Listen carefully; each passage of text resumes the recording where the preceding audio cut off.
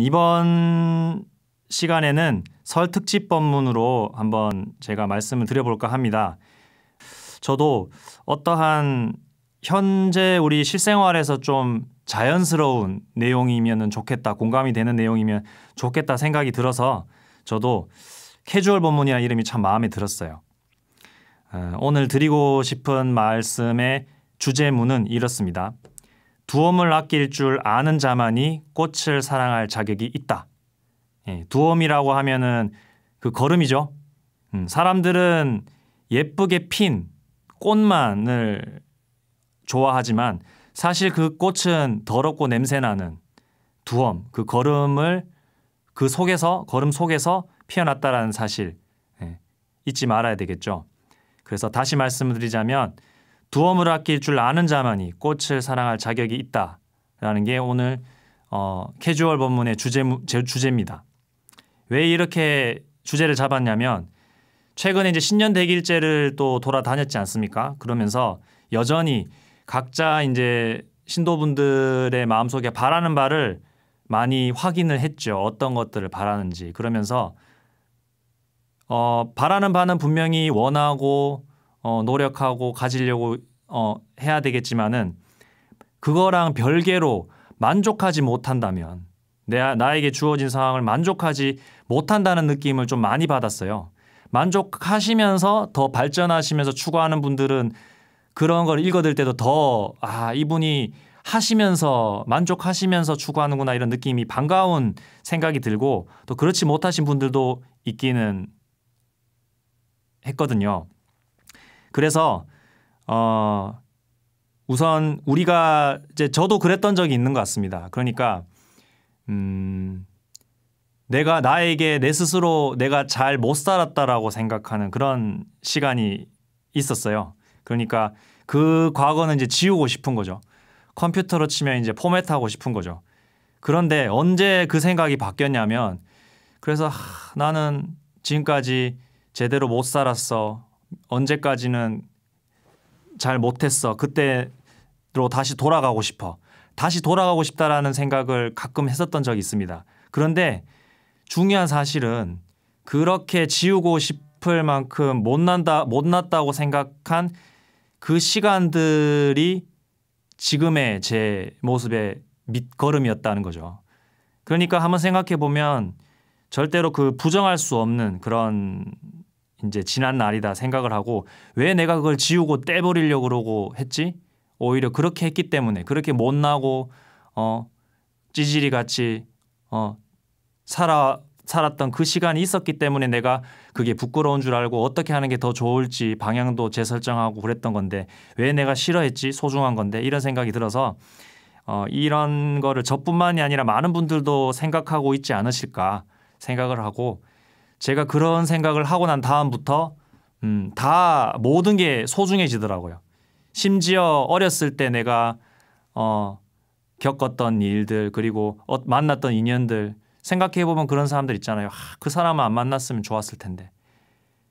근데 한번 그 사람을 안 만났으면 그 괴로운 일을 안 겪었을 텐데 라고 하는 그 일도 그 사람을 겪어서 결국에는 잘 무사히 지나온 것들이 참 많거든요. 그래서 정말 다행이다 이런 생각이 들면서 그 사람이 아니었다면 내가 그 감정을 느끼고 그 고민을 하고 오늘날 그 고민에 빠져 있는 사람이 그 고민을 하고 있는 줄 내가 알아차릴 수 있을까 하는 생각이 들면 반대로 마치 그 학교 선생님처럼 느껴질 때가 있습니다. 불교의 깨달음은 다인다색입니다. 그러니까 석가모니 부처님이 깨달았다고 해서 우리 따라갈 필요가 없어요. 건방지게 하는 말이 아니라 부처님도 우리가 부처님의 경전을 읽어보면 읽어볼수록 우리가 스스로의 삶을 귀중히 여기고 소중히 여기고 감사히 여겨서 그걸 딛고 깨닫기를 바라지 자기와 똑같은 패턴으로 깨닫기를 절대 바라시지 않으시거든요.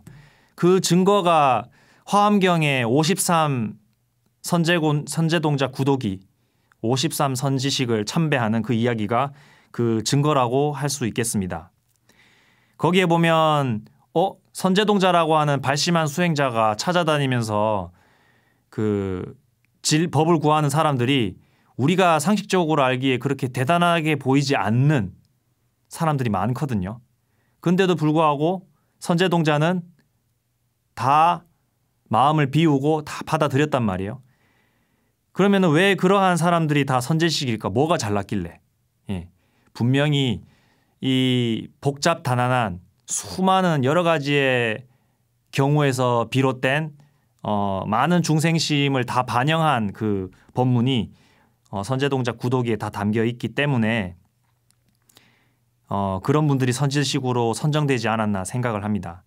다시 말씀드리자면 다인다색, 각자가 각자의 깨달음을 구하는 겁니다. 제가 이 말을 처음에 출가하고 한 2, 3년 전에 들었을 때 어떤 일이 있었냐면 우리 사숙 스님이 그때 생식에다가 무건수행을 3년간 하셨어요. 누가 봐도 한창 제가 20대 때는 그게 대단하게 보였단 말이에요. 그래서 저도 뭐 강원 빨리 졸업하고 뭐 더 공부할 필요 없이 막 그런 거를 따라하고 싶을 만큼 되게 혈기왕성했었습니다. 근데 몰랐죠, 저는. 왜 남의 걸 따라 하려고 했다라는 것을 제가 몰랐던 거죠. 그리고 그 모습을 따라 하려고 했다라는 걸 몰랐던 거죠. 그분에게는 그게 필요해서 그걸 한 건데 저는 그게 대단해 보이니까 그걸 따라하고 싶었던 거죠. 우리 가만히 살펴보면 수행을 한다고 하면서 남의 거를 많이 따라합니다. 저희 그 노스님도 그 조계종 10대 종정하셨던 해자 함자 해암 큰 스님이시거든요. 해암 큰 스님의 그 시그니처는 장좌불화죠. 오래 앉아서 눕지 않는. 아니 왜 장좌불화를 했는지를 궁금해하고 그 이유를 알아서 취지를 따라갈 생각을 하기보다는 그 형태가 대단해 보이니까 그걸 따라하려고 하죠. 그 우리 해암 큰 스님은 나중에 그렇게 오랫동안 앉고 눕지 않으셔가지고 척추 마디가 다 따닥따닥 붙어가지고 나중에 병원에 갔을 때 의사가 어떻게 살고 계신지 기적이라고 할 정도의 그런 거거든요. 그래서 해암 큰 스님은 그러셨어요. 선방에서 50분 참선하고 10분 방선하고 이런 휴식 같은 거죠. 이런 걸 했던 그 패턴이 산매를 깊게 들어간 스님에게는 안 맞았던 거예요. 그래서 따로 쉽게 말하면 이제 혼자 이제 무문관처럼 해서 혼자 자기만의 패턴으로 쭉 며칠 동안 산매 드실 때도 있고 몇 시간씩 드실 때도 있고 그러다 충분히 공부를 하다가 이제 움직여 볼까 하면 몸을 이렇게 푸셨던 그런 이유 때문에 장자불화를 하게 된 건데 그러한 필요가 있지도 않은 사람이 무조건 그 형태를 따라한다면 몸이 망가지겠죠. 예, 물론 그럼에도 불구하고 그거를 따라하려고 하는 것 또한 대단한 일이긴 합니다만 중요한 건 그럼에도 불구하고 우리는 내가 어떠한 성향인지 내가 어떠한 것에 마음이 얽매여 있는지를 무시한 채 남의 것을 따라하려고 하기 때문에 좀 돌아가지 않나. 뭐 잘못됐다는 건 아닙니다. 좀 돌아가지 않나 그런 생각을 합니다. 공부도 좀 효율적으로 하면 좋겠죠. 그래서 그러한 생각이 있는 다음 그 사양스님 3년 무건 수행하신 그거를 이제 따라 하려고 했다가 누군가한테 제가 지적을 받은 거죠. 그 일 이후로 제 것을 찾기 시작했습니다. 나는 뭘 좋아하며 나는 뭘 하고 싶어 하는지 그거에 집중을 하니까 어느 순간 누구를 따라해야 되겠다는 생각도 사라지고 강박도 사라지고 몇 살쯤 되면 몇 년이 지나면 이걸 해야 되는데라고 하는 그런 틀도 사라지고 그래서 정말 내 길을 간다라는 생각이 들면서 그때부터 제가 내가 재미를 붙여가고 있구나라는 생각을 했었습니다. 얼마 안 되는 것 같아요. 한 4, 5년 정도밖에 안 된 것 같아요. 동국대 왔을 때도 한동안은 남의 걸 따라하는 마음이 좀 있었던 것 같습니다. 그래서 그런 것들이 정말 중요하고 그래야만 깨달을 수 있다라고 생각을 합니다. 또 내 것이 내가 지금 처해 있는 상황, 나에게 주어진 현실을 정직하고 진실된 마음으로 성실하게 해 나갔을 때 따라오는 깨달음, 이게 나만의 깨달음이고 그 깨달음이 내 거라는 거를 알게 되면 이제 주변 사람들도 그렇게 돼야겠죠. 그러면 어떻게 되겠어요? 그 다음부터 저도 생각이 좀 바뀌었던 게 예전에는 누구한테 조언을 해주는 그런 입장이 좀 있었어요. 이거를 이렇게 해보면 좋을 것 같아요. 근데 생각해보면 내가 그 길 경로로 와서 그걸 깨달은 거지 그 사람은 또 다른 길로 가서 다른 거를 또 느끼고 할 수 있기 때문에 할지도 모르기 때문에 이게 좀 오지랖이다라는 생각이 들었어요. 그래서 그 상대가 하고자 하는 것을 응원해 주는 쪽으로 많이 얘기를 하게 좀 마음이 바뀌었습니다. 불교에는 상불경 보살이라고 하는 좀 특이한 보살님이 계십니다. 항상 상자에 아니불자에 가벼워할 경자. 어느 누구도 항상 가벼이 여기지 않는다라는 뜻인데 이분의 이제 본문의 핵심은 모든 사람을 예비 부처님으로 얘기해요. 그래서 자기 눈에 보이는 그 모습을 가지고 못났다, 더디다 이렇게 판단하지 않는다는 겁니다. 아이고 우리 예비 부처님이 지금 저렇게 머물러 계시네. 이렇게 보고 도와줄 수 있는 내가 할 바가 있다면 해주는 그런 쪽으로 제스처를 취할 뿐이지 거기에 개입을 하거나 좌지우지하거나 하지 않는다는 이것이 진정한 존중, 상대에 대한 존중이지 않을까 이런 생각을 합니다. 우리는 정말 그 눈에 보이는 그 시점만 가지고 야 이번 일 참 좋은 일이야. 야 이번 일 참 안 좋은 일이야 이렇게 많이 쉽게 판단을 하는 것 같아요. 세옹지마 이야기도 그렇잖아요. 말이 한 마리 생겼어요. 아이고 좋은 일이네. 그랬다가 그 말을 아들이 타고 다녀서 낙마해서 다리가 부러졌으니까 안 좋은 일이네 알고 봤더니 이렇게 또 얘기를 했죠. 근데 얼마 뒤에 전쟁이 나가지고 젊은 사람은 다 징집됐는데 다리 다쳤기 때문에 아들이 거기서 면했단 말이에요. 징집됐던 청년들은 다 죽어서 돌아오지도 못했는데 그러면 이게 말이 오게 된 게 좋은 일이에요? 나쁜 일이에요? 좋지도 않고 좋은 일도 아니고 나쁜 일도 아니죠. 그래서 우리는 그 이야기가 주는 교훈은 그냥 인생이 다 이렇기도 하고 저렇기도 하다 이런 뜻이 아니라 인생을 우리는 그 시점만 가지고 너무 속단하지 말라. 눈에 보이는 것에 귀에 들리는 것에 코로 냄새 맡는 것에 지각되는 것에 쉽게 판단을 짓지 말라. 이런 뜻으로 저는 세옹지마 이야기를 듣고 있습니다. 그렇게 이해를 하고 있습니다.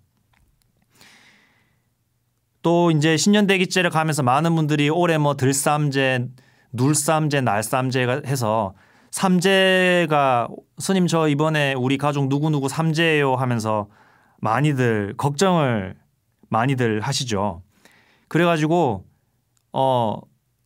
삼재 기도도 해드리고 뭐 축원도 해드리고 했죠. 근데 사실 사주 삼재라고 하는 것이 분명히 어떤 일이 닥칠 개념이긴 합니다만 숨어있는 비하인드 스토리는 그 삼재 때 일어나는 일을 최대한 성실하고 정직하고 진실된 마음으로 잘 이겨내면 잘 풀어내면 인생이 바뀐다는 뜻이 숨어 있습니다. 삼재는 인생 전환의 절호의 찬스라는 점 없었으면 좋겠고 안 왔으면 좋겠는 게 아니라 완전히 그 대박 날 수 있는 인생이 대박 날 수 있는 오래된 업장을 한 번에 해결할 수 있는 절호의 기회라는 사실을 우린 많이 잊고 실험만 하죠. 요즘 초등학생들 국어 교과서에 나오는 이야기라고 하는데 오늘 제가 하고자 하는 그 주제가 강아지똥 이야기와 많이 관련이 있다고 합니다. 그 강아지똥이 자기가 강아지똥인 거를 마음에 안 들어 했는데 결국에는 민들레를 피웠다. 이런 이야기죠. 연관이 있는 것 같아요. 사연 중간중간에 어떻게 또 들으셨는지 사연 살펴보고 가겠습니다.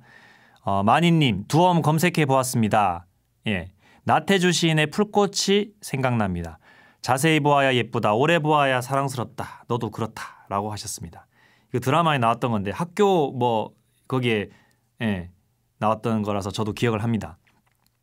스님 이민년은 더욱더 적게 말하고 깊게 보고 많이 듣겠습니다. 당신은 부처님이십니다. 우리 모두에게 하시는 말 같아요. 네, 우리가 본래 면목이라고 하죠. 예전에 이야기를 하나 들려드릴게요. 예전에 그 저작거리에서 남정네 두 사람이 치고받고 싸웠다고 합니다. 지나가는 사람들이 다 보는데도 창피한 줄도 모르고 막 쌍욕을 하면서 막 두드러기 패고 싸웠대요. 근데 한참을 그렇게 싸우고 나서 이제 현실 자각 타임이 온 거죠. 아이고 우리가 무슨 짓을 했는가. 그때 그 중에 한 사람이 이렇게 얘기합니다. 아이고 내가 자네 볼 면목이 없네. 이런 말이죠. 내가 본래 부처였는데 그것을 잠시 잊었네. 이런 뜻입니다. 본래 면목이라는 게. 우리에게는 분명히 청정한 마음이 있습니다. 숨어 있든 뭐 꽂혀 있든 붙어 있든 분명히 있는데 우리의 습관이 너와 나를 나누는 그런 작은 생각으로부터 비롯된 수많은 행동들이 마음으로 행동하든 말로 행동하든 몸으로 행동하든 그런 것들이 다 이렇게 진화해서 우리의 업으로 돼서 스스로가 부처였던 거를 자기의 본래 면목을 잊어버리게 하는 거죠. 그래서 내가 참 면목이 없네라는 말은 내가 부처였던 사실을 잠시 잊고 중생짓을 했네라고 하는 자기 반성의 의미로 받아들이면 좀 더 좋지 않을까 생각을 합니다. 그런 의미에서 당신은 부처님이십니다라고 하는 마니님의 말씀이 그렇게 들립니다. 우리 모두에게 해주신 말 같아요. 대근이슈님은 지나간 것은 지나간 대로 과거의 그 모습도 나의 일부였다. 정말 맞죠. 라는 것으로 소중하게 받아들이고 과거에 너무 잡혀 사는 것도 빠르게 변하는 시대에 시간이 아깝더라고요 라고 말씀해 주셨어요. 아니 정말 이게 나의 과거뿐만이 아니라 주변 사람들도 스스로가 뭔가 숨기고 싶고 부정하고 싶은 것들 있지만 그럴 필요 없어라고 괜찮아 정말 괜찮죠. 그러한 일들을 힘들었다면 다행히 잘 지내보낸 거니까 좋게 볼 수도 있지 않을까 생각을 합니다. 그리고 저희 선생님도 대근 이슈님이 계속 말씀해 주셨어요. 저희 선생님도 항상 시범을 보여주시고 이건 내 거고 너는 네 것을 찾아라고 말씀을 하셨어요. 그래서 일단 카피를 좀 할게요라고 말씀드렸죠. 네. 온고지신도 하면서 그런 것은 잘못된 게 아니죠. 분명히 우리 스님들도 스님의 선배는 조사라고 하죠. 조사의 관문을 뚫어라라고 했을 때 조사의 관문을 뚫어라는 말은 조사가 갔던 그 길은 온고지신으로 참고 삼고 내 것을 찾아라는 뜻이죠. 그런 말씀을 하신 거 보니까 좋은 선생님이신 것 같네요. 네. 나임님, 아름다움이 지나가는 게 아쉽기는 해도 건강하면서 부디 오래오래 울림과 함께하는 도반이 되고 싶네요 라고 말씀해 주셨습니다. 본인이 아름다움이 지나간다고 생각하시겠지만 남들이 볼 때는 안 지나갑니다. 그러니까 걱정하지 마시고 더 소중하게 생각을 하시면 분명히 행복할 거라고 생각합니다. 연하님, 상불경 보살님의 안목으로 세상을 보도록 하겠습니다. 캐주얼 법문이 아니고 깊이가 있는 훌륭한 법문 감사드려요 라고 말씀해 주셨습니다. 사람들이 이제 그 강의를 하고 나면 스님들한테 아이고 스님 법문 잘하십니다. 뭐 이런 칭찬들을 해줍니다. 그러면 이 초짜 스님들은 대부분 내가 잘했나? 이런 착각들에 빠지죠. 근데 한번 생각을 해봤어요. 제가 어떤 말을 했는데 열심히 준비를 해서 했는데 그 상대방이 알아들었다. 그러면 그분의 삶의 경험치 내에 이미 있다는 뜻 아닐까요?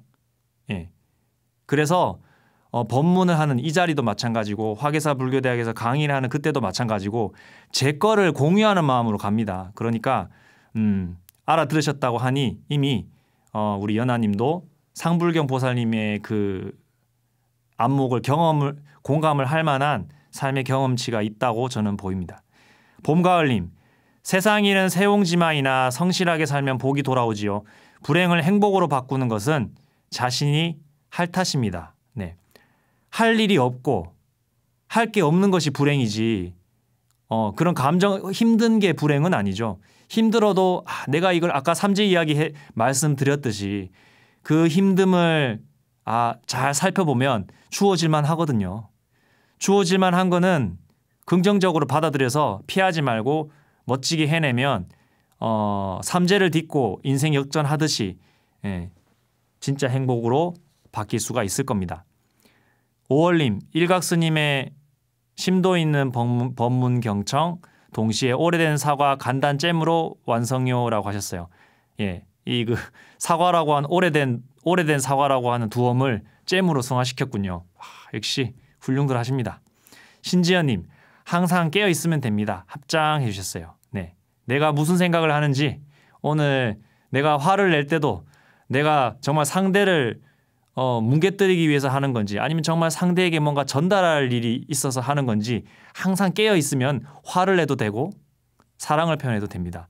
세상에 하지 말아야 될 것은 없죠. 이렇게 그 자신의 본래 면목을 잊어버리지만 않으면 뭘 해도 괜찮다고 생각을 합니다. 마니님, 부처님 가르침 따르고 사는 시절부터 삼재가 더 이상 걱정스럽지 않습니다. 큰 스님께서 매일 법화경 수지 독송하고 더불어 살고 입을 조심해서 착한 말하고 살아라.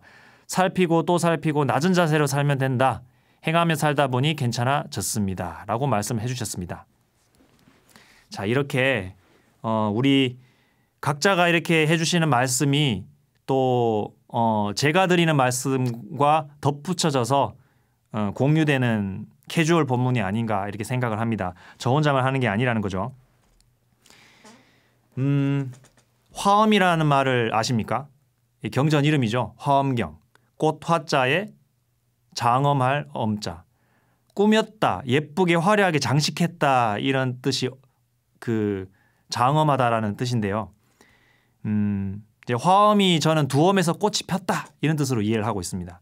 그러니까 꽃이 폈다라는 뜻은 내가 그 진흙탕같이 힘들었던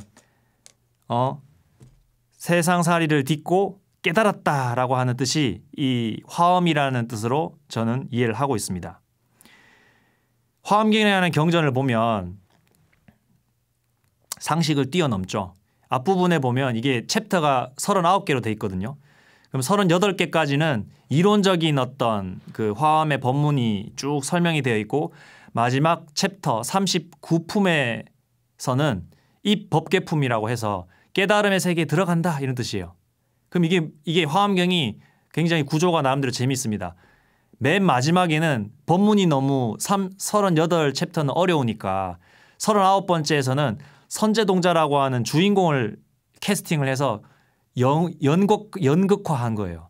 그래서 선제동자는 발심한 청정한 마음, 깨달음을 얻겠다라고 하는 그 청정한 마음을 낸 우리의 그 대표자인 거죠.